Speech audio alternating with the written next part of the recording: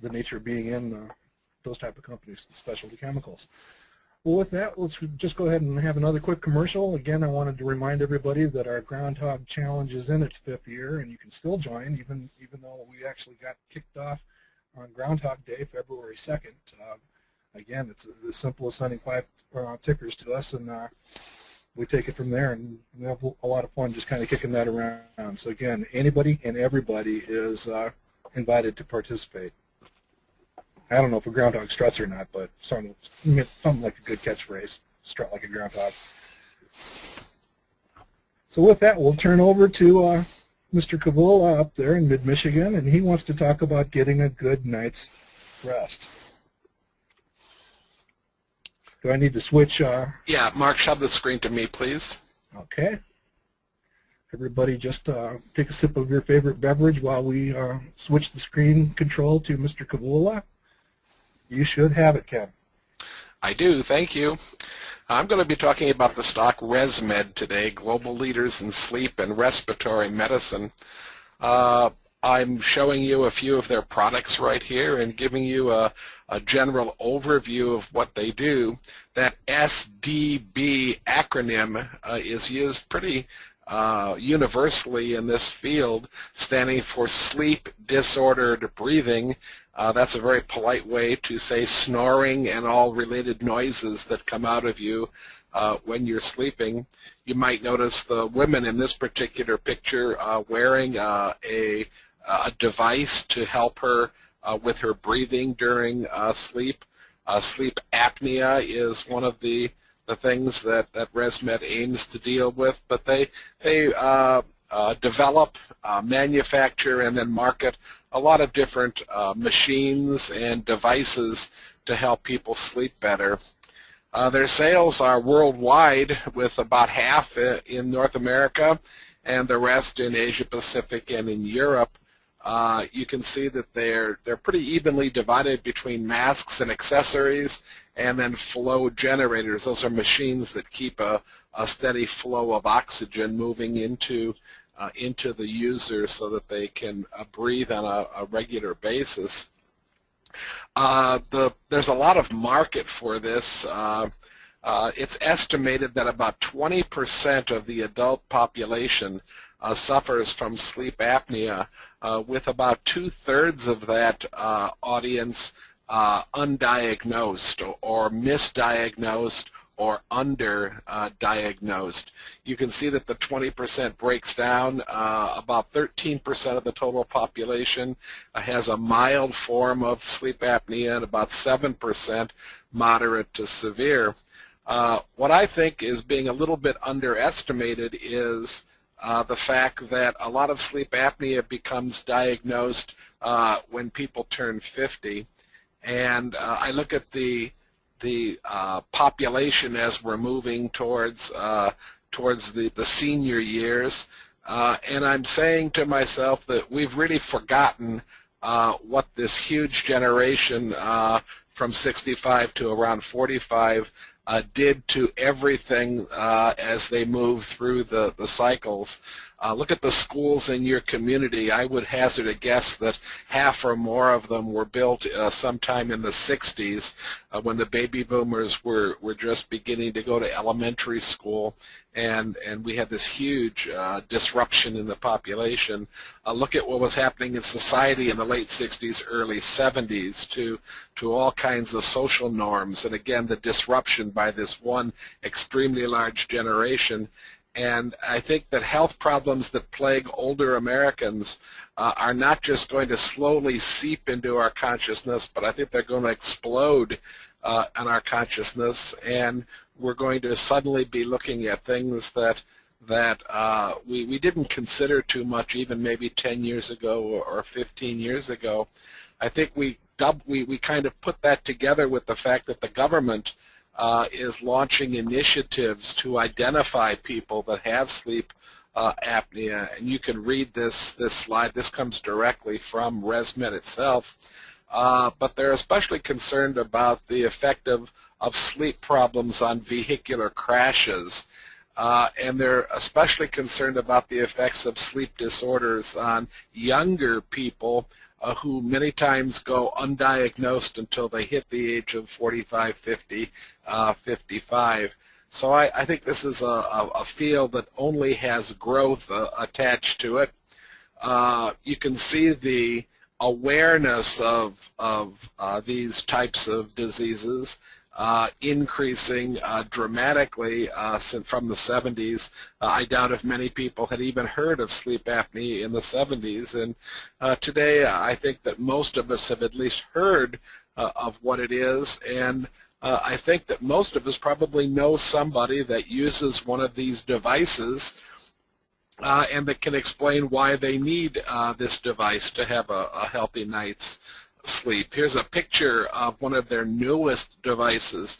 My son just got diagnosed with sleep apnea. What I found really fascinating about this machine is that a lot of folks that get this very expensive machine, usually paid for by insurance or by other providers, a lot of folks don't use it once they get it.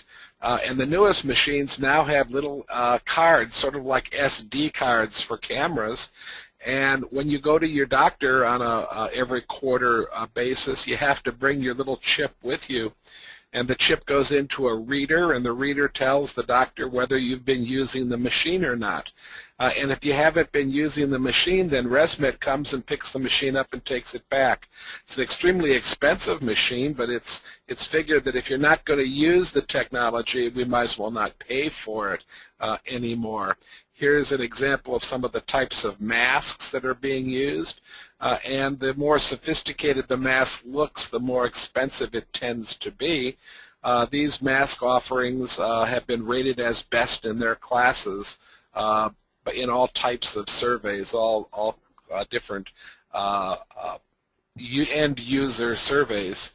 There's a lot of reasons why this company is going to just keep growing and growing, in my opinion, and here's a short list of some of these things. I was surprised to hear that 85% of the population with type 2 diabetes also has sleep apnea, and that over 80% of the population that would be classified as obese also has sleep apnea. So there's a definite growth pattern attached to what this company does. On top of that, this particular company spends large amounts of money to maintain its position as #1 in research and development. It was a second adopter. That means that it came to the dance a little bit late. The first company to move into this field was called Respironics. Today it's renamed itself. It's Philips Electronics. PHG is the ticker. And they were the first people into the field. ResMed is the second company to move into this field. And ResMed decided early on that it was going to differentiate itself by high technology, by a lot of research and development, and by high quality. They've managed to put itself in that position.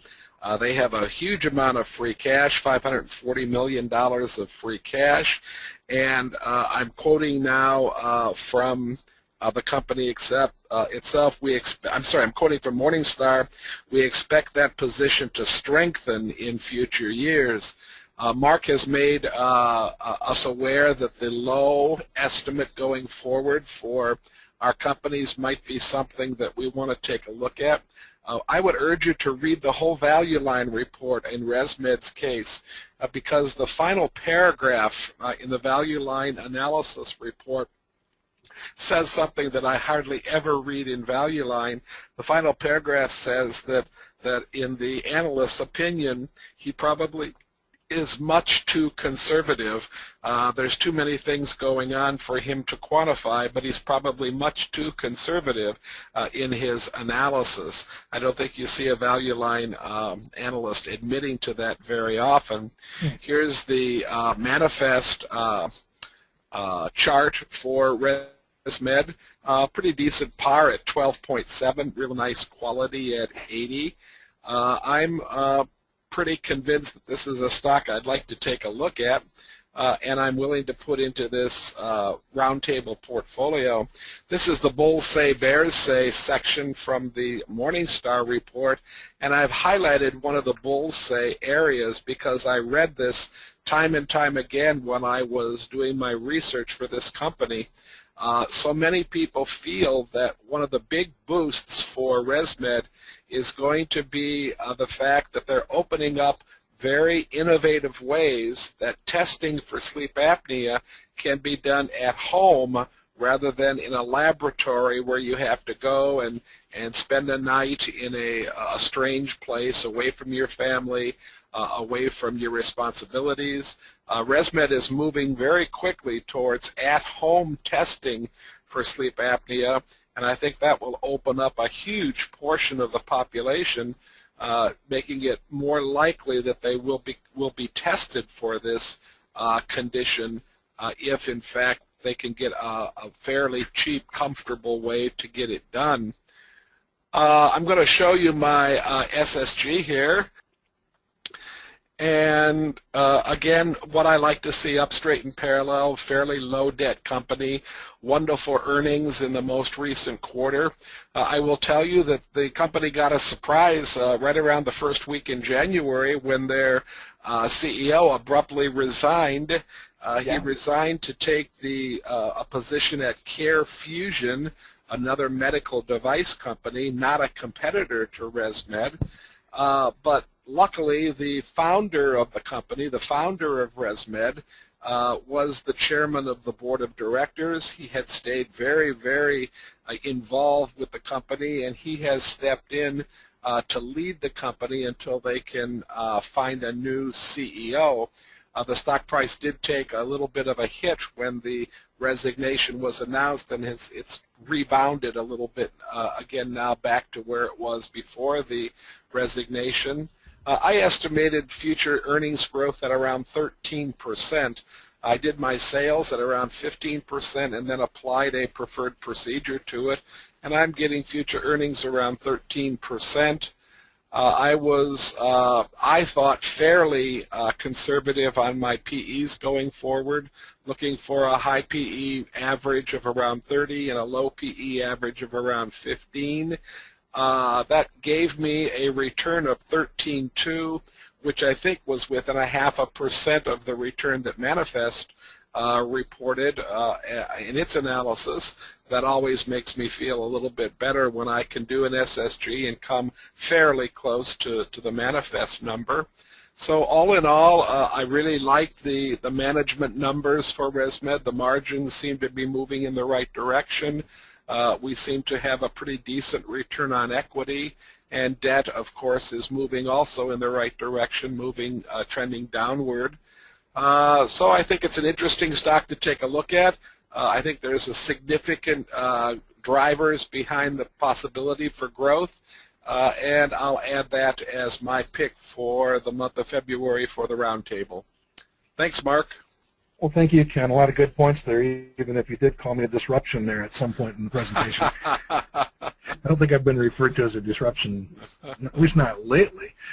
I'm going to go ahead and switch the screen back to me, if that's okay with you. Sure enough. Can I do that, or do you have to do that? You can do that. Okay. All right, it's time for another award, and this one's for the best big picture for 2010. That's the session that you heard Hugh give a few minutes ago, and we've had a number of solid presentations and all four of us are eligible for this, and I don't think we're going to need Price Waterhouse for this one. I'd like to suggest that we give the award this year to Mr. Lynch. For those of you that may have missed it, Sai gave what for me was quite an inspiring presentation on what we can learn from history and bear market lessons just a month ago. That should say January 2011. And when we post this online, we'll actually give you a link to that session, because the point I like to make about it is it really solidified some of the things that I had been seeking as an investor, some answers. And he really touched on some points. So, Mr. Lynch, would you like to make an acceptance speech before the orchestra kicks in here? Well, I guess that I should start by thanking everyone in the world, especially those furry animals named bears. But I appreciate the honor and will keep the trophy very close to my heart and my baseball Braves memorabilia. Spring training games for the Braves start today, so go Braves. I'll tell you, Si, I know that a presentation is really well done whenever I want to crib 4 or 5 slides from it. So I've stolen 4 or 5 of your slides already and probably will steal 1 or 2 others. I'll tell you right now. Steal away. It had significant influence on the presentations I just put together for Ann Arbor and for Chicago coming up. So thanks, Si. Thank you, guys. All right, just one last reminder of some of the things that are on the horizon. Ken already told you about the conference, the groundhog contest. There is a Heart of Illinois Investor Fair that I wanted to put on the long-range radar for September. I believe that's the week before the National Convention in Cincinnati, a week or 2 before. And you can always find out at any time what events are going on by going to our Facebook page. But I also wanted to add one. Ken and I are joining with Matt Wilms. Many of you in the community know Matt Wilms, to put on a program in Chicago about long-term investing. We're going to include some talk about conservative option strategies, some of the stuff that we just talked about that we recognize Si for, and just a number of activities, including a little bit of emphasis from Ken Kavula on the real urgent relevance of having medium and small-sized companies in your portfolio. So again, if you're in the Chicago area, that's going to be March 19th. It's an all-day session, and keep your eyes open on either the Manifest Forum or the Facebook page for a way to come and spend some time with us. And with that, I think we can wrap up. Any other thoughts or comments, guys? None here. No, none here.